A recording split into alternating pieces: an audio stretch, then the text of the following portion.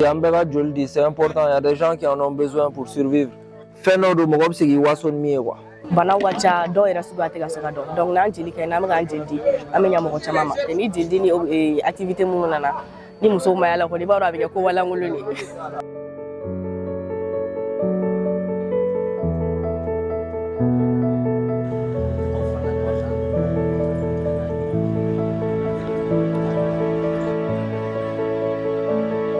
Aye kibaraw sɔrɔ ka fɔ jamana dɔw bɛ n'a fɔ Burkina ninnu ni Laginɛ ninnu ko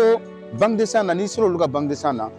ka joli rembourser a tɛ yen parce que joli bɛ olu motiver olu bɛ taa di ka sɔrɔ a nafa ma s'olu ma fɔlɔ bon an bɛ fɛ Mali ta ka kɛ ten de maliyɛn bɛɛ ka motiver maliyɛn kɛnɛbaatɔ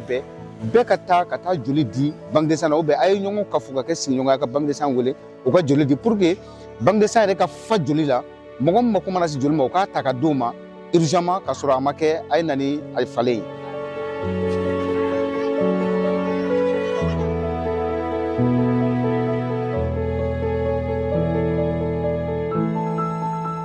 Joli dilen kɔfɛ o bɛ tila ka na ni analyse dɔ ye parce que sɛgɛsɛgɛli dɔw bɛ kɛ joli la yanni joli ka utiliser o sɛgɛsɛgɛliw la hépatite B ninnu b'o la VIH sida b'o la banakisɛ caman wɛrɛ b'o la o b'a sɛgɛsɛgɛ ni i joli ka ɲi donc n'i ye joli di nafa fɔlɔ min b'a la o retour bɛ k'i ye k'o fiche d'i ma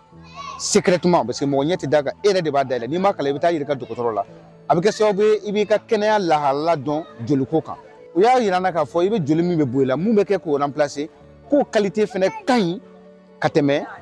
i ye mun di kan bon n'i yɛrɛ ye joli di ni joli di banna tiɲɛ yɛrɛ la o tile fila i yɛrɛ b'a ye vraiment i fɛgɛya la i ka kɛnɛ bien na i yɛrɛ b'a ye vraiment tout est bon donc joli di nafa tɛ se ka ban.